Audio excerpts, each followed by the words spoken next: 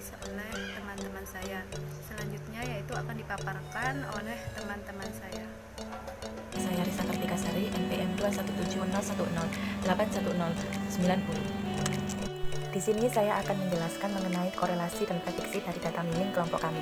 Perlu diketahui, data mining adalah proses yang memperkerjakan satu atau lebih teknik pembelajaran komputer untuk menganalisis dan mengekstraksi pengetahuan secara otomatis. Untuk berikut adalah data mining. Di sini kami menggunakan dua korelasi. Yang pertama yaitu korelasi Pearson, di mana dihasilkan positif memiliki korelasi 0,0115 yang lebih besar dari 0,05. Dengan demikian maka pasien yang positif, pasien yang dirawat, pasien yang sembuh maupun pasien yang meninggal memiliki korelasi yang signifikan. Yang kedua yaitu korelasi Spearman, di mana dihasilkan positif memiliki korelasi 0,0210 lebih besar dari 0,10, maka dapat disimpulkan bahwa pasien positif, pasien dirawat, pasien sembuh, dan pasien meninggal memiliki hubungan korelasi yang signifikan.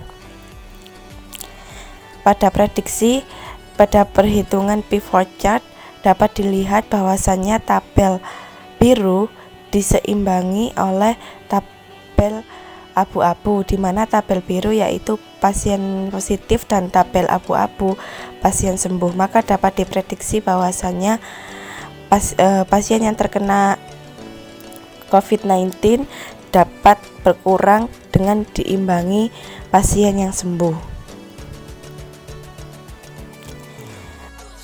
Saya Leila Nurul Hasanah akan menjelaskan bagaimana cara menganalisis atau menganalisa data melalui Google Trends.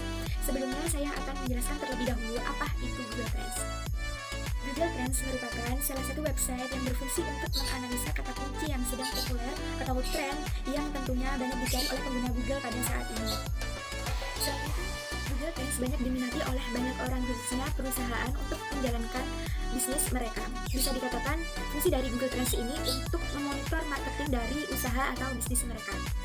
Baik, selanjutnya saya akan menampilkan bagaimana cara untuk menganalisis data atau produk, nama produk atau kata kunci yang kita akan analisis melalui. Baik, saya akan memulai untuk menganalisis atau menganalisa data melalui Google Trends.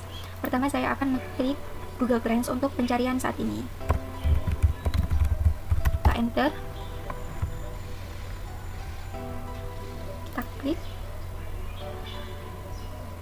Mungkin dari sebagian teman-teman sudah pernah mencoba untuk mencari suatu keyword atau kata kunci dengan menggunakan produk layanan Google Trends. Nah, ini tampilan awal ketika kita sudah mulai masuk Google Trends.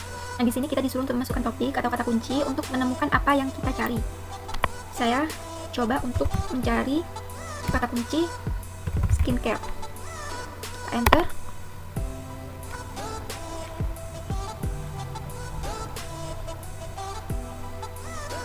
Nah, pada kotak ini kita dapat memasukkan topik yang akan kita coba cari untuk melihat apapun. Dan bisa juga untuk membandingkan popularitas pembahasan dari kata kunci sebelumnya. Nah, pada kotak ini kita dapat memilih negara yang akan kita jadikan sebagai sasaran untuk melihat trending topik. Di sini masih terlampir Amerika Serikat, dan saya akan mengubah ke negara kita, yaitu negara Indonesia. Oh, maaf. Indonesia. Nah, pada kotak 12 bulan terakhir ini, kita dapat memilih periode atau waktu yang kita gunakan untuk melihat popularitas dari topik yang telah kita temukan tadi. Bisa 1 jam terakhir, 4 jam terakhir, dan seterusnya. Nah, di kotak semua kategori, kita dapat menentukan kategori yang akan kita gunakan sebagai pengelompokan topik kita. Baik, sekian dari penjelasan saya. Semoga bermanfaat untuk teman-teman semua. Terima kasih. Nah, jika kita tidak dapat mengetahui kategorinya, maka kita bisa pilih semua kategori. Nah, di kotak penelusuran web ini, kita dapat menentukan jenis pencarian kita. Nah, di sini terdapat pilihan yaitu penelusuran gambar, penelusuran berita, Google Shopping, maupun penelusuran YouTube. Kita akan coba dari penelusuran berita.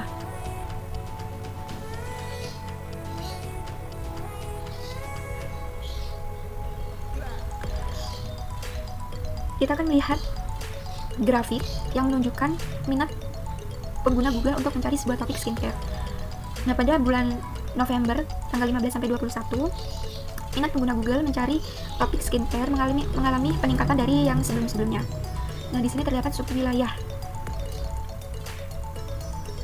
yang mencari topik yang sudah saya buat tadi.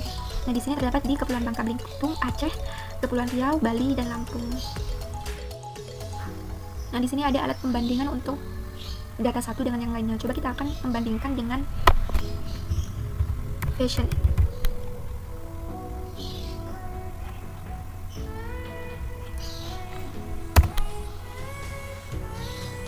Enter. Di sini ada pembanding grafik antara fashion dan skincare. Di warna merah ini terlampir fashion dan biru adalah skincare. Nah, untuk melonjaknya dalam 12 bulan terakhir ini, skincare lebih diminati daripada fashion. Nah, di sini ada subwilayah yang mencari topik dari skincare ataupun fashion tersebut.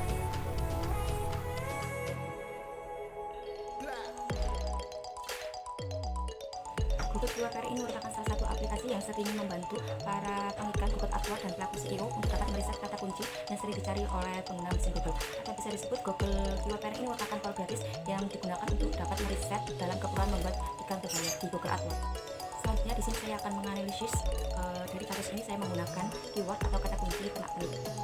Yang pertama kali harus dilakukan yaitu kita harus membuka terlebih dahulu Google AdWords. Setelah itu kita pilih keyword panel. Setelah keyword panel kebuka, kita mengisikan kata kunci yang kita akan cari tersebut. Misalnya di kasus ini saya menggunakan pernak-pernik. Dan ternyata hasil pencarian rata-rata bulanan kata kunci pernak-pernik ada 1.600. Setelah itu, di dalam keyword Be Relevant ada beberapa pilihan kata kunci seperti pernak-pernik lucu, pernak-pernik Hello Kitty, pernak-pernik unik, dan pernak-pernik pernikahan. Selanjutnya, melihat dari rata-rata bulanan, saya mengumpulkan data dari yang paling banyak ke yang paling sedikit. Nah, dari data ini kita bisa tahu kata kunci mana yang paling banyak dicari oleh pengguna mesin pencari Google. Kata kunci pernak-pernik Hello Kitty dicari sebanyak 2.400 kali dalam sebulan. Kata kunci ini sangat potensial digunakan. Indikator selanjutnya adalah tren. Sekarang coba kita lihat untuk tren kata kunci pernak-pernik Hello Kitty ini hasilnya sangat baik. Di sini bisa dilihat dari tahun ke tahun kata kunci ini sepertinya memiliki tren yang relatif stabil. Selanjutnya, sebagai perbandingan, coba Anda lihat tren kata kunci pernak-pernik Natal. Trennya cenderung tinggi di bulan Desember dan jatuh di bulan Januari hingga Juli. Itu disebabkan karena Natal hanya dirayakan setahun sekali di bulan Desember. Kata kunci ini hanya cocok untuk produk tren tahunan. Baiklah, di sini saya akan melanjutkan membahas mengenai bagaimana cara menganalisa tool insight pada Facebook. Sebelumnya saya akan menjelaskan apa itu Audience Insight adalah tool yang sangat berguna untuk melakukan targeting di Facebook, terutama untuk Anda yang ingin melakukan laser targeting di Facebook dengan goal sales conversion atau biasanya jumlah audiensnya tidak terlalu besar. Dalam hal ini, tool Facebook Audience Insight bisa Anda temukan di hierarchy menu di bawah plan. Ada beberapa. Yang pertama yaitu Facebook Audience Sync untuk validasi suatu niche. Artinya, untuk Anda yang lagi dalam proses mencari niche atau produk untuk dijadikan bisnis, bisa melihat prosesnya dan apa saja yang perlu diperhatikan dalam memilih niche di tempat tersebut.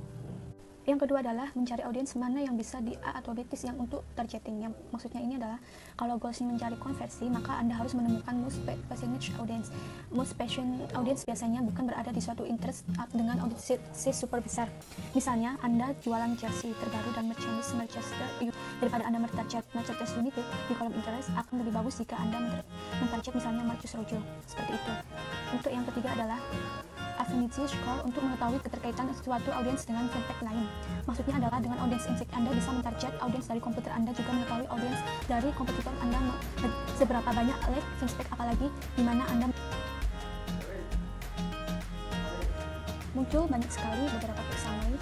Di sini banyak sekali pilihannya, yaitu seperti produk yang kita tampilkan dalam insight Facebook ini.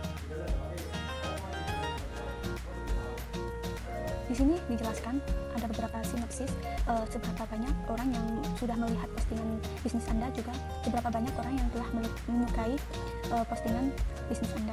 Seperti pada contoh, Jasper ini memposting tentang obral yang mereka adakan untuk basis Jerman. Di sini ada tampilan warna oranye di sebelah kiri, bahwa maksudnya adalah dari 2.500 orang banyak yang telah menyukai. Seperti ini, dari terdapat banyak 50 likes. ongkos dan 10 onsite. Jadi di tag seperti ini sudah banyak orang yang sudah menemui bisnis Anda. Jadi kegunaan tools prinsip pada Facebook ini adalah kita bisa posting bisnis kita, kemudian agar orang lain bisa melihat apa yang kita posting, kemudian seberapa banyak orang yang telah menyukainya dan merespon baik produk bisnis kita. Ya, bulan 1 2019 kita memposting cukup tips, sudah banyak 55.000 orang yang telah merespon